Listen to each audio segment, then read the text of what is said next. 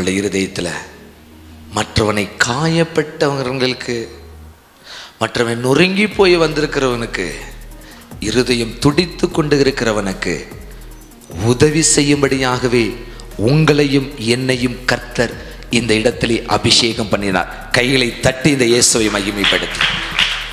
புரியுதா? விளங்குதா? இந்த வசனத்தெல்லாம் நீங்களும் படிச்சிருப்பீங்க தான், எனக்கு தெரியாது தான். திடீர்னு சொல்கிறதுனால ஃபாஸ்டிங் ஏன் போடணுன்னு தான் இன்னும் வரைக்கும் சொல்லிக்கிட்டு இருக்கேன். இன்னும் உள்ளார போகல, அதுக்குள்ளேயும் நேரம் ஓடிக்கிட்டு இருக்கு.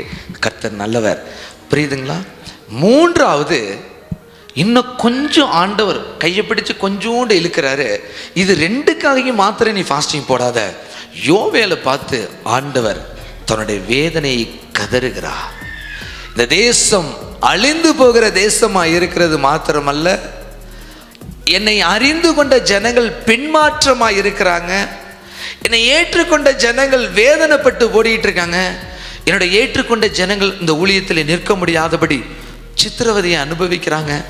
என்னை ஏற்றுக்கொண்ட எனக்காக ஊழியம் செய்யக்கூடிய ஜனங்கள் தன்னுடைய வாழ்க்கையெல்லாம் இழந்துட்டு அவனுடைய என்ன சொல்றது தேவைகள் சந்திக்கப்பட முடியாமல் தன்னுடைய வாழ்க்கை இழந்து போய் ஓடுகிற எத்தனையோ ஆயிரக்கணக்கான ஊழியர்களுக்காக இந்த தேசம் எப்படியாவது எழுப்புதலை காண வேண்டும் என்கிற ஒரு பெரிய தரிசனத்தோடு ஆண்டவர் ஒவ்வொரு மனிதனையும் போய் பார்த்துட்டு யோவேல்கிட்ட ஒடியாந்து சொல்றாரு, எப்பா இந்த தேசத்தை எல்லாம் கூட்டி நீ என்ன செய்ய, உபவாசம் பண்ணி ஜெபம் பண்ண.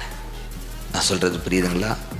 நீங்க பெரிய பெரிய பெருவிழாக்கள் கூட்டத்துக்கு போயிருப்பீங்க, அட்டன் பண்ணியிருப்பீங்க, ஜெபித்து இருப்பீர்கள்.